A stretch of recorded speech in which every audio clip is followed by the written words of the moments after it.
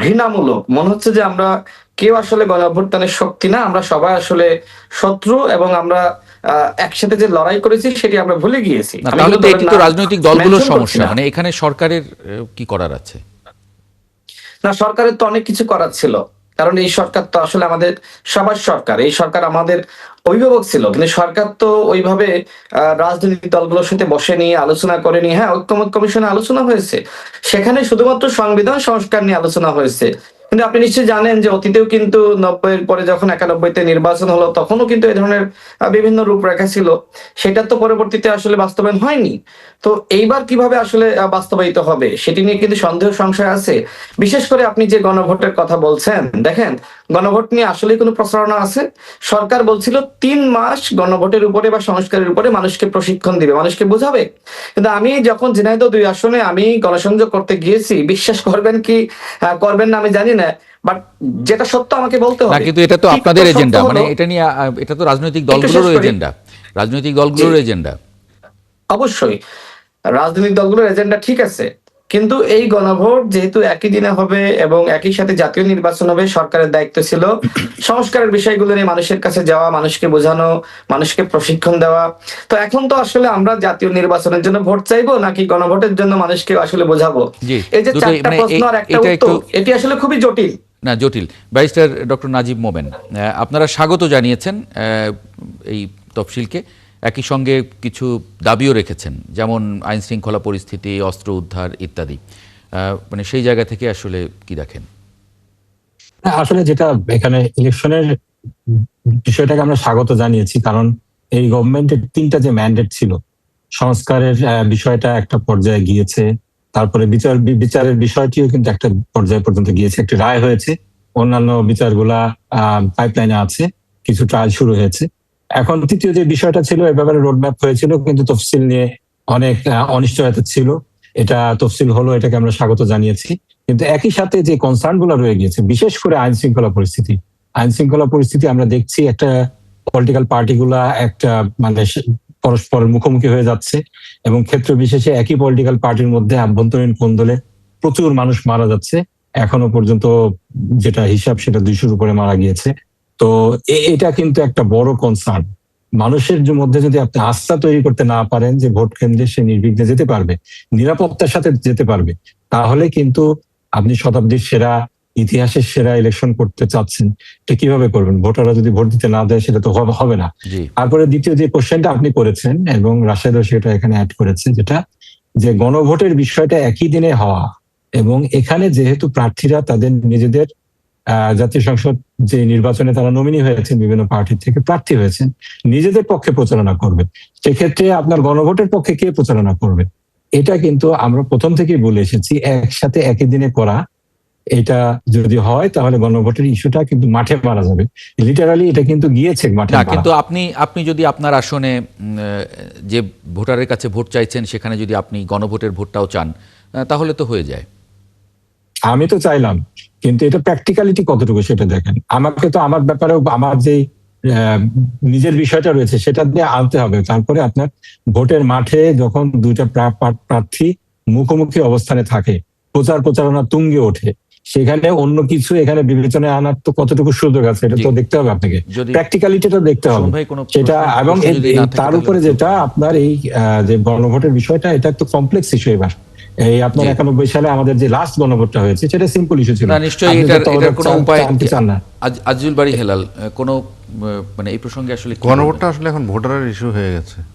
ভোটারের প্রার্থীরা তো নিজেদের ভোটেই চাইবেন প্রাথমিকভাবে, এরপরে তারা সেটা পরে গণভোট নিয়ে কথা বলতে পারেন। মানে গণভোটটা সেকেন্ডারি ইস্যু হয়ে গেছে। সোজা কথা। হেলাল ভাই, যে আমার বক্তব্য হলো যে আমরা যারা প্রার্থী হয়েছি, আমরা আমাদের দলের পক্ষে বা নিজের পক্ষে যেভাবে ভোট চাইছি, গণভোটের বিষয়ে আমাদের বক্তব্য রাখা উচিত। এবং আমি ব্যক্তিগতভাবে রাখছি যে যেহেতু গণভোটে প্রস্তাবের পক্ষে গণ অভ্যুত্থানের শক্তিগুলো ঐক্যমত হয়েছে, সুতরাং আমরা যদি আমাদের বক্তৃতায়, আমাদের বিবৃতিতে, আমরা যখন গণসংযোগ যাই তখন যদি আমরা বলতে পারি যে গণভোটের পক্ষে 2-4 লাইন কথা বলতে পারি। সরকারের উচিত ছিল যে এই ব্যাপারে একটা ক্যাম্পেইন চালানো, সরকার সেটা চালায়নি। কিন্তু আমরা যারা গণ অভ্যুত্থানের শক্তি, আমরা যারা প্রার্থী হয়েছি, আমরা কিন্তু এই কাজটা করতে পারি। যেহেতু 2টো ব্যালট দেওয়া হবে, ভোটারদের বললেই হচ্ছে 2টো ব্যালট, একটা হলো আপনার পার্লামেন্টারির জন্য, নির্বাচনের জন্য কাকে আপনি নির্বাচিত করছেন, আরেকটি হলো আপনি সংস্কারের বিষয়ে যে সংস্কার করতে হবে এই ব্যাপারে হ্যাঁ এবং না। সংস্কার করতে হবে এই ব্যাপারে জনগণ সবাই ঐক্যবদ্ধ এবং রাজনৈতিক দলও ঐক্যবদ্ধ। সুতরাং আমাদের বক্তৃতায় বিবৃতিতে এটা বললে কিন্তু গণভোটের ইস্যুটা পরিষ্কার হয়ে যায়। তবে সরকার থেকে ক্যাম্পেইন চালানোটা খুবই প্রয়োজন। না, এটা সরকার তো বলেছে এটা সরকার চালাবে। আমরা আরেকটু অপেক্ষা করে দেখি। ফরিদুল হক। জি, শুনতে পাচ্ছি। আমরা যে আলোচনায় আছি, এটা আপনি আসলে গণভোটের ব্যাপারটা যেটা, সেটা হচ্ছে যে আমরা একদম মানে কি বলে যে বেশ আগে থেকেই এই বিষয়ে আমাদের প্রস্তুতি আছে কিংবা ছিল। আমরা যে কারণে ধরেন ওই ধরনের কোনো জোটে যাওয়ার ব্যাপারে আমাদের মধ্যে প্রবল আপত্তি ছিল, এবং আমরা নির্বাচনী কার্যক্রম যে পরে শুরু করা আমাদের মানে সংসদ নির্বাচনী কার্যক্রম, সেটার কিন্তু একটা কারণ হচ্ছে জুলাই চার্টার ঠিক হওয়া, জুলাই চার্টারের মধ্য দিয়ে আমরা প্রপার ওয়েতে মানে জুলাই চার্টারকে বাস্তবায়ন করতে পারতেছি কিনা সেটার পেছনে ধরেন লেগে থাকা। মানে আমরা তো আসলে এই সংস্কার প্রক্রিয়া, পুরো সংস্কার এবং বিচার প্রক্রিয়ায় এনসিপি একটা ভ্যানগার্ডের ভূমিকা পালন করেছে এবং সামনেও করবে, এটা আমাদের জায়গা। তো সেই জায়গাতে আমরা যেটা পরিষ্কারভাবে আমরা অলরেডি ঘোষণা দিয়েছি, আমাদের আহ্বায়ক গতকালকে ঘোষণা দিয়েছেন যে আমরা গণভোটের পক্ষেই প্রধানত এবং সংস্কারের পক্ষেই প্রধানত আমরা প্রচারণা চালাবো। অন্য দলগুলো কিংবা সরকার কি করবে না করবে সেগুলো নিয়ে আমরা মানে এত ভাবছি না, আমরা এটার পক্ষেই চালাবো। মানে এটা কি প্রার্থী যিনি থাকবেন তিনি চালাবেন, নাকি তার টিম চালাবে, নাকি দলীয়ভাবে আলাদা টিম থাকবে? দলীয়ভাবে এবং প্রার্থী বোধ হয়ে, দলীয়ভাবে এবং প্রার্থী বোধ হয়ে আমরা গণভোটের পক্ষেই প্রচারণ। ধরেন আমরা প্রত্যেকটা জায়গাতে যে ভোটারদেরকে, এটাই, আমি নিজে একজন প্রার্থী, আমি প্রত্যেকটা জায়গাতে যে ভোটারদেরকে এটা বলবো যে ভাই আপনি শাপলাকলিতে ভোট দেন বা না দেন, আপনি অবশ্যই গণভোটে হা ভোট দিবেন এবং ভোট কেন্দ্রে যাবেন। আমাদেরকে ভোট কেন্দ্রে গিয়ে এই যে জুলাই সনদ এটা বাস্তবায়ন করে আমাদেরকে পরবর্তী গণতান্ত্রিক বাংলাদেশে ঢুকতে আপনাদের সহযোগিতা প্রয়োজন, আপনাদের অংশগ্রহণ প্রয়োজন। সো এইটা আমাদের জন্য প্রধান জায়গা।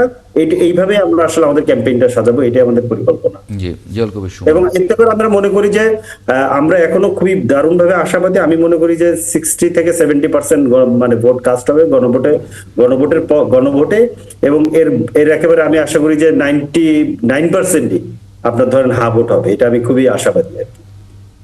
না, প্রথমত এখন যেহেতু ট্রেন্ডটা ছেড়ে গেছে, এখন প্রার্থীরা শুরুতে তারা যে প্রচারণাটা করবেন এটা কিন্তু নিজের জন্য আগে করবেন।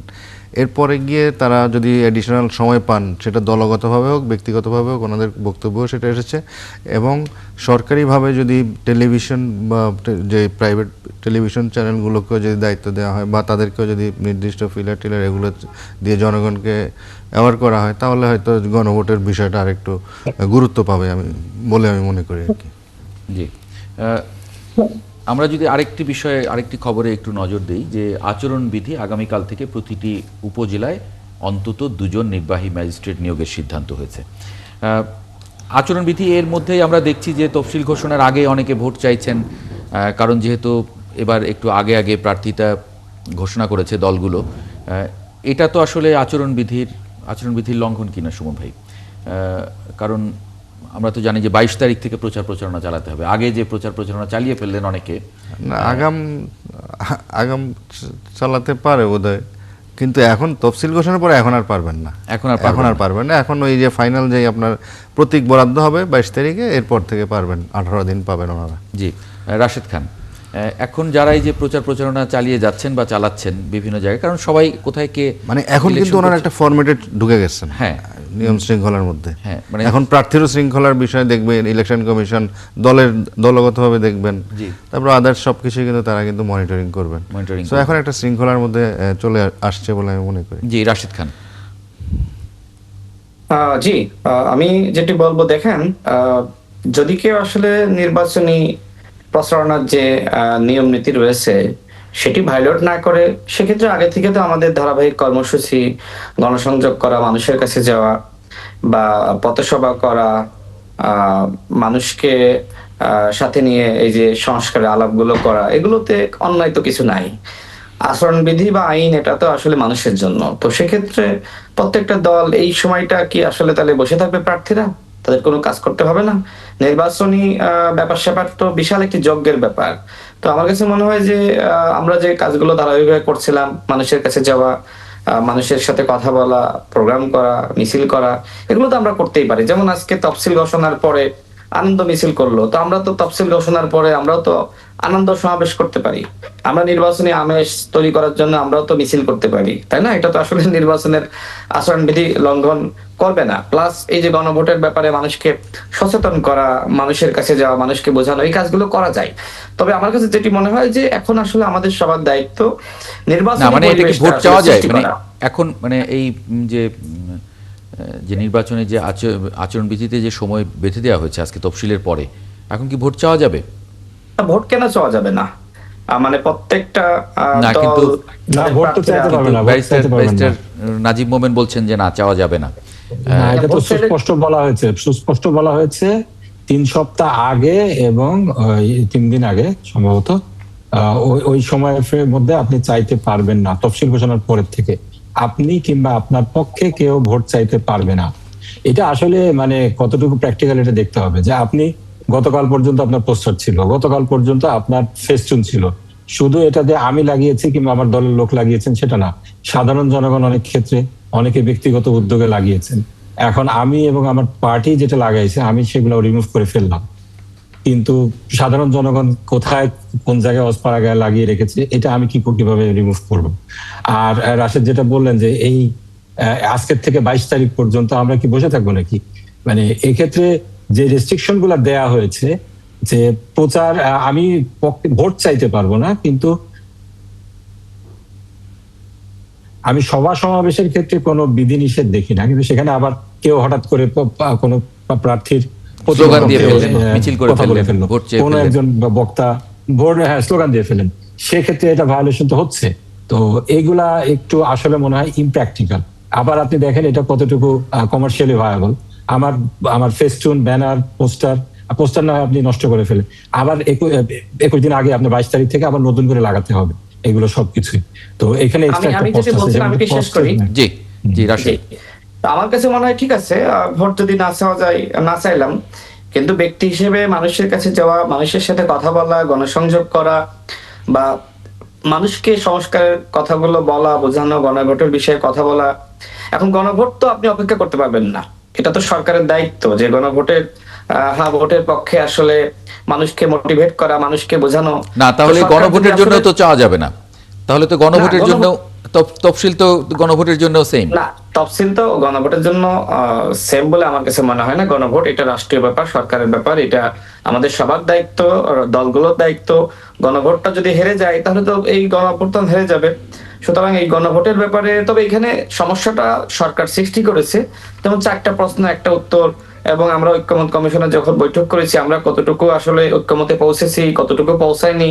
তো সরকার আসলে আমি দেখলাম এই 4টা প্রশ্নের মধ্যে আপনার এমন ভাবে তারা প্রশ্নগুলো তৈরি করেছে যেটা আসলে বিএনপি কেও কভার করে, জামাতকেও কভার করে, আমাদেরকেও কভার করে। অর্থাৎ সরকার কাউকে নাখোশ করে নাই, ক্ষমতায় গিয়ে যে যার মতন করে যতটুকু ঐক্যমতে এসেছে সে তার মতন করে অতটুকু বাস্তবায়ন করলে যথেষ্ট, যেটা 4 নম্বরে যেটা বলছে যে রাজনৈতিক ঐক্যমতের ভিত্তিতে সংস্কার। তো আমার কাছে মনে হয় যেটি হোক না কেন, তারপরেও এই গণভোটের পক্ষে আমাদের অবশ্যই কথা বলতে হবে। তো এটার জন্য অপেক্ষা করতে হবে বলে আমার কাছে মনে হয় না। জাতীয় নির্বাচনে আমাদের যে ভোট, প্রার্থীর যে ভোট, সেটার ক্ষেত্রে বিধিনিষেধ থাকতে পারে, কিন্তু মানুষের কাছে যাওয়া, অন্যায়ের বিরুদ্ধে কথা বলা, মানুষকে সচেতন করা এবং নির্বাচনী পরিবেশটা যাতে তৈরি হয় সেজন্য সবাই যাতে সবার জায়গা থেকে এগিয়ে আসে। দেখেন, নির্বাচন তো নির্বাচন কমিশন একা করবে না। এই নির্বাচনকে যদি আপনি ইতিহাসে সেরা নির্বাচন করতে চান এবং ফ্যাসিবাদ মুক্ত নির্বাচন করতে চান, ফ্যাসিবাদ মুক্ত নির্বাচন আমি কেন বলছি সে বিষয়ে একটু ব্যাখ্যা করে আমি পরের বিষয়ে যাচ্ছি। দেখেন, আওয়ামী লীগ কিন্তু এক ধরনের চক্রান্ত করছে, ভারত এক ধরনের চক্রান্ত করছে যে স্বতন্ত্রভাবে আওয়ামী লীগের পদধারী নেতারা তারা আপনার 300 আসনে নির্বাচন করবে। আমি এখনো পর্যন্ত জানতে পেরেছি যে তারা ইতোমধ্যে 60টি আসনে প্রস্তুতি নিয়েছে যারা ডামি এমপি ছিল, যারা আওয়ামী লীগের পদধারী নেতা ছিল, যাদের টাকা পয়সা আছে, মানে 60 মানে 60 কালো টাকা পিস শক্তির মাধ্যমে নির্বাচনটা করবে। আমি শেষ করি। 60 তো এই যে 60 মানে নির্বাচনী 60 পরিবেশটা কিন্তু 60 আওয়ামী লীগ আসন। কিন্তু এইভাবে বানচাল করে ফেলতে পারে। তো সেক্ষেত্রে আমার কথা হলো যে নির্বাচনী পরিবেশটা হতে হবে ফ্যাসিবাদ মুক্ত নির্বাচনী পরিবেশ। সেই পরিবেশটা আসলে কতটুকু সরকার তৈরি করতে পারবে, রাজনৈতিক দলগুলো যদি সোচ্চার থাকে, যেমনি ভাবে গণঅভ্যুত্থানের সময় আমরা সোচ্চার ছিলাম। আমি প্রধান নির্বাচন কমিশনের সাথে বৈঠক করেছিলাম, আমি তাকে বলেছি যে এই যে স্বতন্ত্র লীগ রূপে আওয়ামী লীগ ফিরে আসার চেষ্টা করছে ভারতীয় নির্দেশনায়, তো যদি 300 আসনে স্বতন্ত্র লীগ বা আওয়ামী লীগের পদধারী নেতারা দাঁড়িয়ে যায়, সেক্ষেত্রে আপনি কি করবেন? এই যে ছাত্রলীগ, যুবলীগ, আওয়ামী লীগ যারা পালিয়ে রয়েছে, এরা তো তখন কিন্তু ওই যে নির্বাচনের আচরণ বিধির দোহাই দিয়ে এরা কিন্তু সবাই ফিরে আসবে, তখন তো নির্বাচন বানচাল হয়ে যাবে। অর্থাৎ তফসিল ঘোষণা হয়েছে, এর মধ্য দিয়ে আসলে সবকিছু একদম সমাধান হয়ে গেছে, নির্বাচনী পরিবেশ তৈরি হয়ে যাবে, এটা আমি মনে করছি না। না, কারোর যদি কোনো মামলা না থাকে, দায়িত্ব নিয়ে সেই কাজগুলো করতে মানে হবে। আমি বলি কারোর যদি কোনো মামলা না থাকে, আইনে যদি আপনি তাকে আটকাতে না পারেন, তাহলে সে নির্বাচনে দাঁড়ালে আপনি ঠেকাবেন কি করে? না, যেহেতু আওয়ামী লীগ তাদের সাংগঠনিক কার্যক্রম নিষিদ্ধ, সুতরাং এই সে যদি সাংগঠনিক কার্যক্রম নিষিদ্ধ আওয়ামী লীগের কোনো নেতা সে যদি পদত্যাগ করে বিচার ফেলে, শেষ হওয়ার আগে আওয়ামী লীগ অংশ নেওয়ার সে কোনো যদি বৈধতা নাই। সে যদি পদত্যাগ করে ফেলে, তার যদি আর আওয়ামী লীগের কোনো দেখেন, পদত্যাগ কার কাছে করবে? পদত্যাগ তো গৃহীত হইতে হবে, তাই না? যখন গণ অভ্যুত্থান চলছিল, এখন তো আমরা দেখছি দল বদলও হচ্ছে, এই দল থেকে ও দলে যাচ্ছে। সুতরাং এরকম করে তারা যদি আওয়ামী লীগের কোনো পদধারী নেতা এই কাজটা করার সুযোগ নাই। যারা আওয়ামী লীগের কর্মী সমর্থক ছিল সেটা আলাদা কথা, কিন্তু যারা দামি নির্বাচনে অংশ নিয়েছে, দামি নির্বাচনে সহযোগিতা করেছে, শেখ হাসিনার ডোনার যারা ছিল, তারা তো কোনোভাবেই নৈতিকভাবে নির্বাচনে অংশ নেওয়ার সুযোগ নাই। বিচারটা শেষ হবে এরপরে। ঠিক একইভাবে জাতীয় পার্টি এবং একইভাবে আপনার 14 দল, এরা তো নির্বাচনে অংশ নিতে পারবে না। এখন আপনি আমাকে প্রশ্ন করতে পারেন যে আইনে তো এটা নাই বা এটা আইন তো কভার করে না, তো কোন আইন আসলে গণঅভ্যুত্থান কভার করে? আমরা কোন সংবিধান আর কোন আইন মেলে গণঅভ্যুত্থান ঘটিয়েছি? তো কিছু কিছু ক্ষেত্রে এই গণঅভ্যুত্থান আমাদের বৈধতা, গণঅভ্যুত্থান আমাদের সংবিধান, গণঅভ্যুত্থান আমাদের আইন। কিন্তু নির্বাচন কমিশন তো বলেছে জাতীয় পার্টি নির্বাচন করতে বাধা নেই। নির্বাচন কমিশন তো এরকমটাই গণমাধ্যমে এরকম। না, নির্বাচন কমিশন তাদেরকে ডাকেনি, ঐক্যমত কমিশন তাদেরকে ডাকেনি। ঠিক একইভাবে অনেক কৌশল রয়েছে। আপনি সব জিনিস তো আসলে আপনি সব আইন দেখিয়ে পারবেন না। না, আইন দেখিয়ে না পারলেও সব জিনিস আইনের মধ্যেই হতে হবে, আইনের মধ্যেই হতে হবে। আইনের বাইরে কিছু হওয়ার সুযোগ তো নেই। আমরা শেখ হাসিনার পতন ঘটাতে পারি না। নো, আইনের বাইরে যাওয়ার এটা আসলে খুব জোর জবরদস্তি কথা। গণঅভ্যুত্থানের পরে যে নির্বাচন হচ্ছে, না, সেই নির্বাচনে আপনি আওয়ামী লীগকে এটা রাশেদ খান, এটা জোর জবরদস্তির কথা। আপনাকে আইনের ভিতরেই কথা বলতে হবে। গণঅভ্যুত্থানের পরে যে নির্বাচন হতে হবে, সেই নির্বাচন হতে হবে ফ্যাসিবাদ মুক্ত নির্বাচন। তাহলে আপনি এই ফ্যাসিবাদকে যদি নিয়ে নির্বাচন করেন, তাহলে এই গণঅভ্যুত্থানের ফলাফল না, কিন্তু সেই নির্বাচন করতে গিয়ে যদি আপনি আবার ফ্যাসিবাদী হয়ে যান, তাহলে তো মুশকিল। আপনাকে তো আইনের মধ্যেই থেকেই করতে হবে। আমি গণঅভ্যুত্থানের যে আকাঙ্ক্ষা, সেই বাস্তবায়নের জন্য আমি কাজ করছি। Definitely. আমি যদি এখন আওয়ামী লীগকে সুযোগ দিই, জাতীয় পার্টির 14 দলকে সুযোগ দিই, তাহলে কি আমি ফ্যাসিবাদী মানে ফ্যাসিবাদী মুক্ত হয়ে যাব? আমাকে কি আপনি যদি একটা ভালো নির্বাচন করেন রাশিদ, আমি এটা নিয়ে আসলে না, এটা ফিনিশিংটা দেন। আপনি প্রশ্ন করছেন যেটা আমি শেষ করি। মানে যদি একটা ভালো নির্বাচন করার জন্য যদি জনগণ ওই জাতীয় পার্টি যাকে আপনি নির্বাচন করতে দিতে চাইছেন না, সে লোক যদি জিতে আসে, আপনি জনগণ যদি তাকে মানে মনে করে জেতাবে, আপনি ঠেকানোর কে বা আমি ঠেকানোর কে? এক্স্যাক্টলি, আপনি খুব সুন্দর প্রশ্ন করেছেন। জনগণ যদি আওয়ামী লীগ, জাতীয় পার্টি 14 দলকে চাইতো, জনগণ মাঠে এসে মিছিল করত, জনগণ তাদের পক্ষে কথা বলতো এবং গণঅভ্যুত্থানের মধ্য দিয়ে তাদের বিদায় নিতে হতো না। এদেশের আমি মনে করি 90% মানুষ রাজপথে নেমে এসেছিল। তাহলে তার কোনো ভয় নেই। জনগণ তাকে প্রত্যাখ্যান করে দিবে, জনগণ তাকে খুব বাজেভাবে প্রত্যাখ্যান করে দিবে। তাহলে তো আর আমাদের সেটা নিয়ে ডিবেট করার দরকার নেই। জনগণ এমন ভাবে তাদের প্রত্যাখ্যান করবে যে তাদের মুখ দেখানোর জায়গা থাকবে না। জি, এখানে কিছু বিষয় আছে।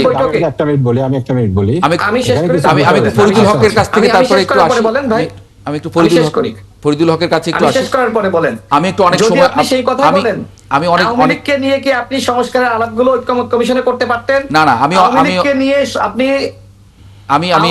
একটু ফরিদুল হকের কাছে সংলাপ করলো, সেটা করতে পারতো।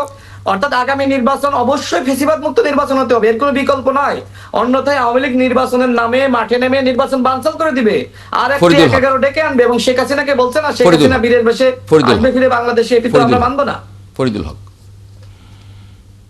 জি শুনতে পাচ্ছি। জি, মানে এই যে নির্বাচনী পরিবেশ, নির্বাচনে মানে রাশেদ যেটি বলছিলেন যে আমি রাশেদ খানের কথাকে কন্টিনিউ করতে চাই। সেটা হচ্ছে আমরা ইতিমধ্যে আমাদের যে ট্রাইব্যুনাল শেখ হাসিনাকে ফাঁসির আদেশ দিয়েছে। ধরে নেন তর্কের খাতিরে শেখ হাসিনার বিভিন্ন জরিপে বিভিন্ন রকম আসতেছে, এখন বিভিন্ন রকম সহজীকরণ করা হচ্ছে, হ্যাঁ আপনার ধরেন নর্মালাইজেশন করা হচ্ছে হাসিনা, আওয়ামী লীগ এবং তাদের দোসরদেরকে। ধরে নেন কোন একটা জরিপে দেখা গেল যে বাংলাদেশের ধরেন 30% মানুষ শেখ হাসিনাকে প্রধানমন্ত্রী চায়, তাহলে কি আপনি একজন খুনের আসামি, অভিযুক্ত যে কনভিক্টেড হয়েছে, যার ফাঁসির আদেশ দেওয়া হয়েছে, তাকে আপনি নির্বাচন করতে দিবেন? So, না, আইনেই তো তিনি বাংলাদেশের- করতে পারবেন না, কিন্তু আইনি তাকে পারমিট করবে না। আইনি আইনি তাকে পারমিট করবে না। না, আইনের পারমিটে আইন তো হচ্ছে রাজনৈতিক রাজনৈতিক ইচ্ছা কিংবা অভিপ্রায়ের বহিঃপ্রকাশ। আইন নাই মানে আইন বানানো যাবে না, ব্যাপারটা তা না। আচ্ছা, তাহলে যদি আমি তাহলে যদি আমি একটা উদাহরণ দিই, এনসিপি ভাই, বাংলাদেশের গণতন্ত্রকে ধ্বংস করে ফেলা হয়েছিল, বাংলাদেশের 3টা নির্বাচন ধ্বংস করে ফেলা হয়েছে, এখানে গুম খুন করা হয়েছে, লুটপাট করা হয়েছে, সেটা নিয়ে কোনো দ্বিমত নাই, সেটা নিয়ে কোনো দ্বিমত নাই। কিন্তু ফরিদুল হক, আমাকে বলতে দেন, কিন্তু আমাকে বলতে ফরিদুল দেন। হক জাতীয় পার্টির একজন পদত্যাগ করা নেতা, তাকে কিন্তু তারেক আদেল তাকে কিন্তু এনসিপি নমিনেশন দিয়েছে। না না, এটা দিলে এনসিপি এটা বাতিল করবে। ঢাকা এনসিপি যদি এনসিপি বাতিল করবে, কিন্তু প্রশ্ন এখানে না। প্রশ্ন হচ্ছে যে আপনি এই যে আপনারা যে সুরে কথা বলতেছেন, এই যে নরমালাইজ করার কথা, ঠিক আছে, যে আইনে নাই, আইন তৈরি করতে হবে, খুব সিম্পল। এক্স্যাক্টলি, আইন তৈরি করতে হবে, আইন তৈরি করতে হবে।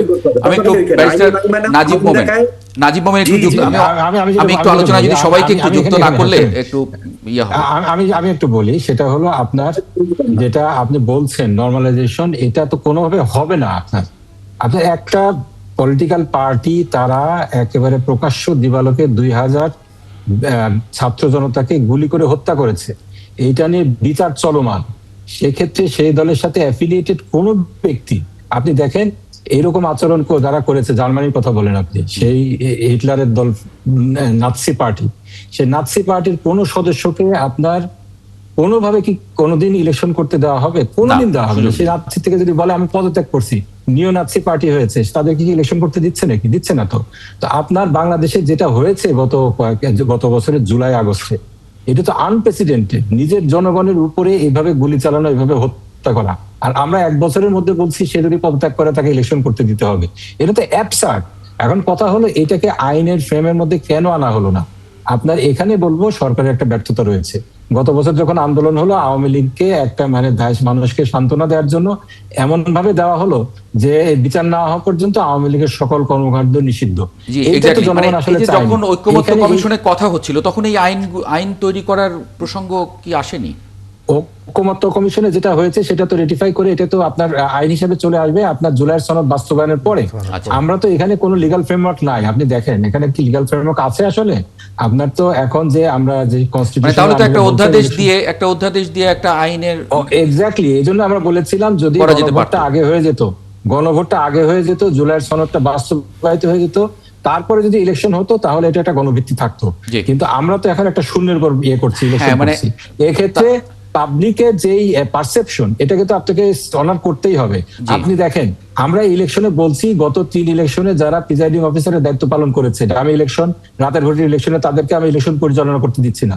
জি। এখন গত ইলেকশনে যারা পার্টিসিপেট করেছে, পলিটিক্যাল পার্টি কার্যক্রমে অংশগ্রহণ করেছে, তাদেরকে পদত্যাগ করলে আপনি করতে দিবেন, ইলেকশনও করতে দিবেন? এটা তো অ্যাবসার্ড, এটা হয় না। তারা যেটা করেছে গত 3টি ইলেকশনে আমাদের বাংলাদেশকে একেবারে শেষ করে দিয়েছে, ডেমোক্রেটিক প্রত্যেকটা ইনস্টিটিউশনকে ধ্বংস করে দিয়েছে। এরকম একটা পার্টি আপনার পরবর্তীতে শুধুমাত্র পাবলিক করার জন্য তাদের 10% ভোট আছে, 20% ভোট আছে। জার্মানিতে আপনার কি বলে নাৎসিদের 30%-এর উপরে ভোট আছে, তাদের রাইজ অফ এক্সট্রিমিজম সেখানে হচ্ছে। এক্স্যাক্টলি, কিন্তু মানে এই আলোচনাটা কোনো সময় আপনাকে এই আলোচনাটা আরেকটু টেনে নিতে চাই আমি। তখন আজিজুল বারী হেলালের বক্তব্য জানবো। গণহত্যাকারীদের বিরুদ্ধে কথা বলতে গেলে আপনারা যে নিয়ে যান, 1 মিনিটও কথা বলতে দেন না, আমি